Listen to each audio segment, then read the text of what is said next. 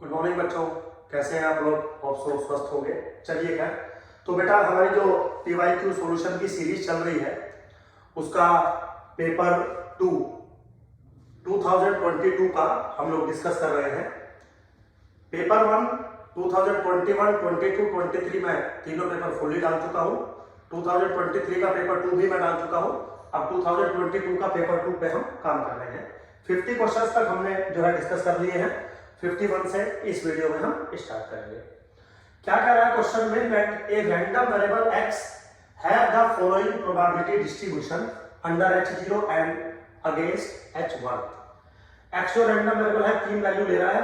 क्या क्या तीन वैल्यूज है?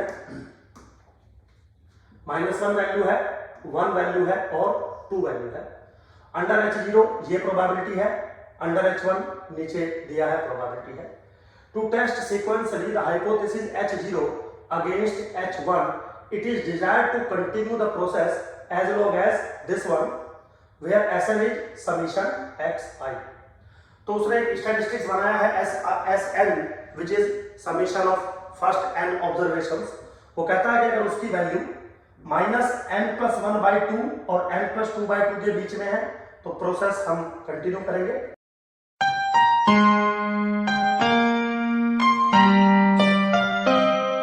और अगर इसके आउटसाइड चला जाता है, मतलब less than equal to this हो जाता है या less than equal to this हो जाता है, तो हम टर्मिनेट कर देंगे प्रोसेस को। अगर then the probability under H1 आपको प्रोबेबिलिटी बतानी है कि प्रोसेस टर्मिनेट हो जाएगा विद द सेकंड ऑब्जर्वेशन। तो सबसे पहले तो जो भी काम करना है वो अंडर H1 करना है, तो प्रोबेबिलिटी डिस्ट्रीब्यूशन ये वाला आपको लेके चलना पड़ेगा, पहला पॉइंट। दूसरा पॉइंट मेरे बच्चों ये है कि वो कह रहा है कि फर्स्ट जो ऑब्जर्वेशन आपने चूज करी होगी उसमें टर्मिनेट नहीं होना चाहिए, सेकंड पे जाके टर्मिनेट होना है, ऐसा उसने बोला है। The probability that the process will terminate with the second observation. ठीक, सिंपल है। चलिए, तो अगर हम सबसे पहले S1 देखें, which is what x1 terminate नहीं होना है, तो इसका मतलब this must be greater than equal to n की वैल्यू 1 डालोगे तो 1 + 1 2 माइनस के 1 and this is less then, तो 1 + 2 3 1.5 ऐसा होना चाहिए। अगर पहली ऑब्जर्वेशन पर आपको टर्मिनेशन नहीं चाहिए तो इसका सिंपली मतलब है मेरे बच्चों कि जो x1 है वो सिंपली 1 वैल्यू लेगा, क्योंकि तभी ये कंडीशन सेटिस्फाई हो सकती है। ठीक, अब वो कह रहा है कि सेकंड ऑब्जर्वेशन में टर्मिनेट होना चाहिए। इसका मतलब S2 की value less than equal to होनी चाहिए, n की वैल्यू यहां पे 2 डालो, माइनस के 1.5 और या तो S2 की value greater than equal to होनी चाहिए, यहां पे n की वैल्यू 2 डालो, 2 + 2 4 डिवाइडेड बाय 2। ठीक, तो दो कंडीशन आ गई आपके सामने। अगर मैं इसको थोड़ा सा कंडीशन में लिखूं तो x1 + x2 less than equal to होना चाहिए -1.5 से, और x1 + x2 greater than equal to होना चाहिए 2 से। ठीक, तो क्या क्या काम होना चाहिए? आपको रिक्वायर्ड प्रोबेबिलिटी क्या है? पहली ऑब्जर्वेशन ये होनी चाहिए, दूसरी ऑब्जर्वेशन इस तरीके से होनी चाहिए ताकि सम या तो ऐसा हो जाए और या तो ऐसा हो जाए। तो एक्चुअली प्रोबेबिलिटी जो रिक्वायर्ड प्रोबेबिलिटी है वो क्या कह रही है? x1 1 के बराबर बने and x1 + x2 less than equal to minus के 1.5 और x1 + x2 is greater than equal to 2। ये कह रही है प्रोबेबिलिटी। इसको मैंने एक ब्रैकेट में कर दिया। एक रूल है मेरे पास बच्चों, probability that A intersection B union C बराबर होता है probability that A intersection B, ठीक है, plus probability that A intersection with C। ये रूल होता है। इंटरसेक्शन मतलब एंड और यूनियन मतलब और, ठीक है, ऐसे स्प्लिट कर सकते हैं आप। तो ये अगर छोटा सा एक रूल लगाऊं मैं, तो ये चीज सिंपलीफाइड वर्जन में कैसे बन जाएगी?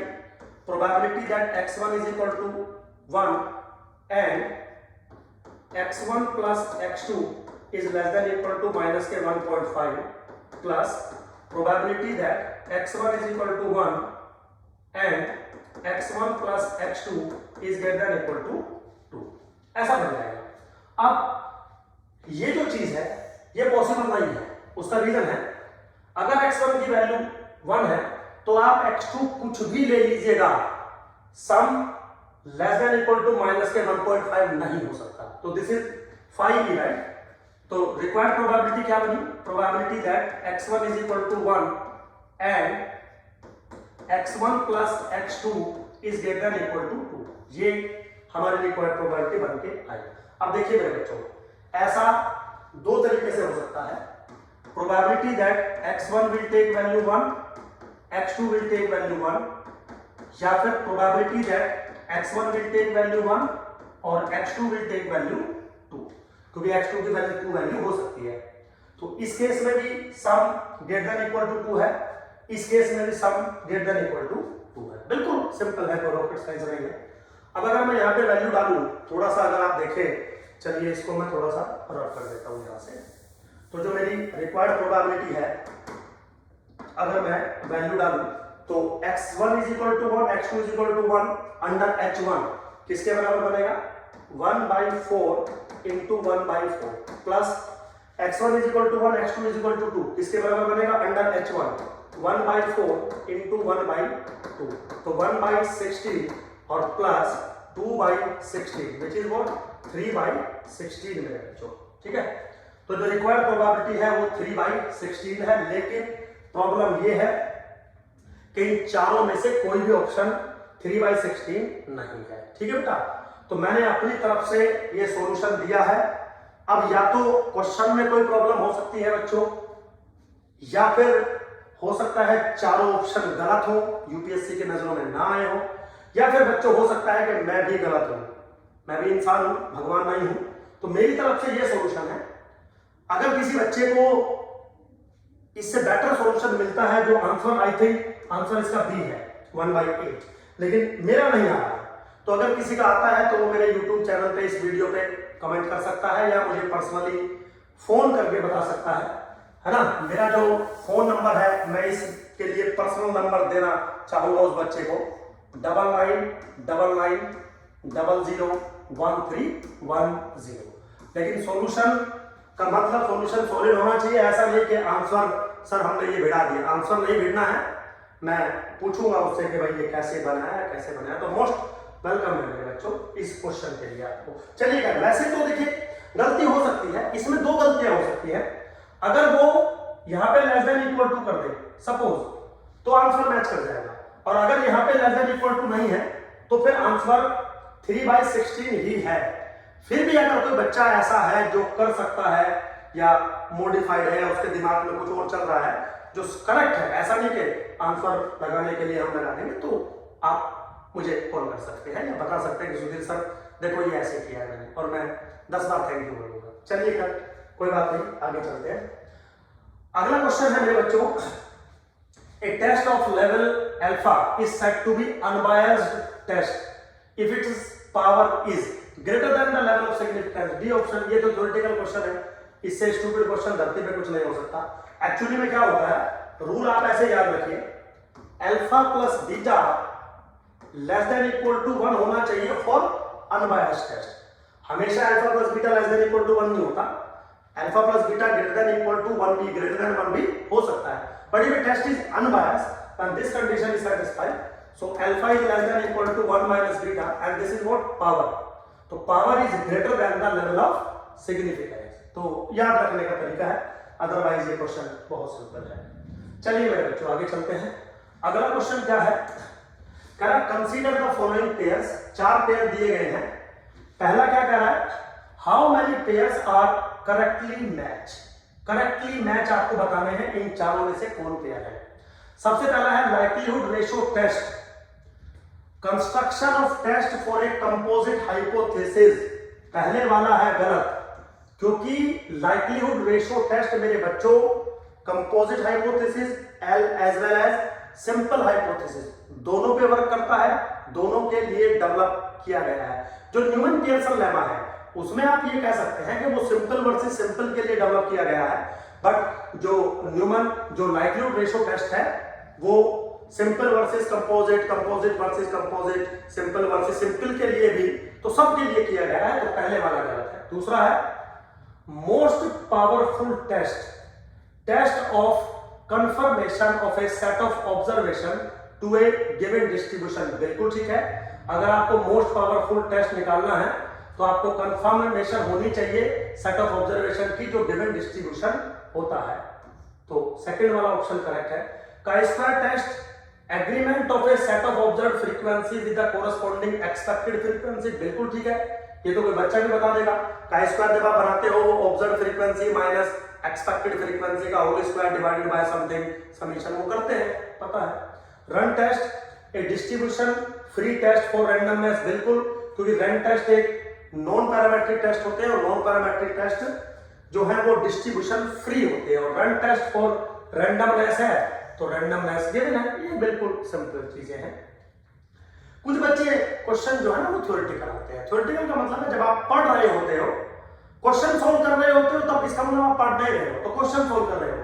थ्योरेटिकल क्वेश्चन का मतलब है जब आप पढ़ रहे होते हो किताब से या किसी टीचर से, कोई आपको पढ़ा रहा होता है, तब आपको कितना नॉलेज है, तब आपके कितना दिमाग में घुसती है सारी चीजें। तो 3 पेयर करेक्ट थे, ओनली 3 पेयर आर करेक्ट, तो C option is correct option. ठीक है बच्चों, आगे चलते हैं। अगला क्वेश्चन क्या है, कंसीडर द फॉलोइंग पेयर्स, ठीक है। How many pairs are not correctly match, तो पिछले वाले में करेक्टली मैच कितने थे वो बताना था, इसमें कितने करेक्टली मैच नहीं है वो बताना है। क्या है, power function uniformly most powerful test के कोरस्पॉन्डिंग होता है, नहीं। पावर फंक्शन तो मेरे बच्चों एनी फंक्शन ऑफ थीटा होता है। Power function is what, probability of reject H0 when the true value of the parameter is theta। अब वो मोस्ट पावरफुल बने या यूनिफॉर्मली मोस्ट पावरफुल बने ऐसा जरूरी नहीं है, ठीक। आगे चलते हैं। Size of the test is what, larger of the 2 type of error, बिल्कुल नहीं। साइज ऑफ द टेस्ट तो अल्फा होता है और अल्फा और बीटा में अल्फा ही लार्ज हो ऐसा जरूरी नहीं होता, ठीक। तीसरे पे चलते हैं। Neyman Pearson lemma maximum power of a fix level of type error, बिल्कुल करेक्ट है। एनपी लेमा से हम वो क्रिटिकल रीजन निकालते हैं फॉर ए गिवन अल्फा जिसकी पावर मैक्सिमम होती है, सिंपल है, तो करेक्ट स्टेटमेंट है। Randomized test not based on a sample observation, गलत बात है। सैंपल ऑब्जर्वेशन क्या है, यहाँ पे जो रैंडमाइज्ड टेस्ट बनता है वो तो खुद में randomized test function of sample observation ही होता है ना। तो जो हम शायद कभी मैंने बताया भी होगा 5x से जिसको हम रिप्रेजेंट करते हैं, तो test not based on sample observation, गलत बात है बिल्कुल। तो इसमें 3 चीजें गलत है। How many are not correct, only 3 pairs are not correct, सिर्फ एक ही पेयर करेक्ट था, वो न्यूमन पियर्सन वाला, ठीक है मेरे बच्चों। तो बिल्कुल सिंपल है, कुछ ऐसा रॉकेट साइंस नहीं है इन क्वेश्चंस में। चलिए आगे चलते हैं। क्वेश्चन नंबर 55 क्या कह रहा है, x1 x2 xn be a random sample of size n from this population where u is an unknown, then most efficient biased estimator for mu is। ये अच्छा क्वेश्चन है, मतलब अच्छा क्वेश्चन है, ट्रिकी क्वेश्चन है। तो अगर आपको थोड़ा सा नॉलेज होगा तो यहीं पे हम देख लेते हैं, थोड़ा सा ज्यादा कोई टफ काम नहीं है। पॉपुलेशन जो है x फॉलो कर रहा है normal mu comma sigma square को, तो expectation of x is equal to expectation of x bar is equal to mu, ठीक है। तो जो पहला ऑप्शन है वो तो खत्म हो गया क्योंकि x बार जो है अनबायस्ड एस्टिमेटर आ गया म्यू का। कौन सा देना है, मोस्ट एफिशिएंट बायस्ड एस्टिमेटर की बात कर रही है। अब देखिए मेरे बच्चों, जो मोस्ट एफिशिएंट बायस मतलब ये जो तीनों हैं, ये तीनों के तीनों बायस्ड हैं। इसमें हमें बताना है कि इनमें मोस्ट एफिशिएंट बायस्ड एस्टिमेटर कौन है, मतलब किसका वेरिएंस सबसे कम है, ठीक है। देखिए बच्चों, एक गुरु मंत्र याद रखिएगा, किसी भी एस्टिमेटर के अंदर जो n होता है, डिनोमिनेटर में जिसका बड़ा होता है n, उसका वेरिएंस कम होता है। उसका रीजन है, जब आप एस्टिमेटर के अंदर कोई नंबर मल्टीप्लाई करते हो तो डिनोमिनेटर पार्ट जितना ज्यादा बड़ा होगा, जब वेरिएंस से आप बाहर लेके आओगे तो पावर में बाहर होगा, तो डिनोमिनेटर में उतनी ही पावर ज्यादा होगी, और जितनी डिनोमिनेटर में पावर ज्यादा होगी उतने ही बड़े नंबर से वो डिवाइड बनेगा, उतने ही बड़े नंबर से डिवाइड बनेगा, तो वेरिएंस की वैल्यू कम आती हुई चलेगी। जैसे आपको एक मैं एग्जांपल देता हूं, मान लीजिए ये 3 ऑप्शन है, इसमें जो डिनोमिनेटर है वो 1 है, इसमें डिनोमिनेटर न्यूमरेटर से बड़ा है, इसमें डिनोमिनेटर न्यूमरेटर से छोटा है, तो इसका मतलब सबसे जो कम वेरिएंस आएगा वो इसका आएगा। देखिए करके भी दिखा देता हूं आपको। अगर मैं वेरिएंस देखूं एन एक्स बार का तो किसके बराबर बनेगा, N square variance of X. अगर मैं वेरिएंस देखूं N upon N plus one into X bar का तो किसके बराबर बनेगा, N square upon N plus one का whole square into variance of X bar. ठीक है, अगर मैं वेरिएंस देखूं N plus one upon N into X bar का तो किसके बराबर बनेगा, एन प्लस वन का whole square divided by N square variance of X बार। मेरे बच्चों ये चीज तीनों में कॉमन है, ये भी कॉमन है, ये भी कॉमन है, ये भी कॉमन है। अगर मैं रिलेशनशिप सेटअप करूंगा यहाँ पे N square must be greater than equal to N plus one का whole square by N square and must be greater than equal to N square upon N plus one का whole square. ये दुनिया का कोई भी आदमी आपको इस आइडेंटिटी को फॉलो कर सकता है। तो वेरिएंस सबसे कम किसका हुआ, इसका वेरिएंस सबसे कम हुआ। तो जो बायसनेस है वो इन तीनों में थी, लेकिन सबसे कम वेरिएंस इसका। और मैंने गुरु मंत्र दे दिया, जितना भी डिनोमिनेटर पार्ट बड़ा होगा वेरिएंस उतना ही कम होता चला जाएगा। चलिए खैर, होप सो मेरे बच्चों ये पांचों क्वेश्चन मैंने आपको अच्छे से समझाए होंगे। तो thank you very much. Next question हम डिस्कस करेंगे नेक्स्ट वीडियो में। Thank you.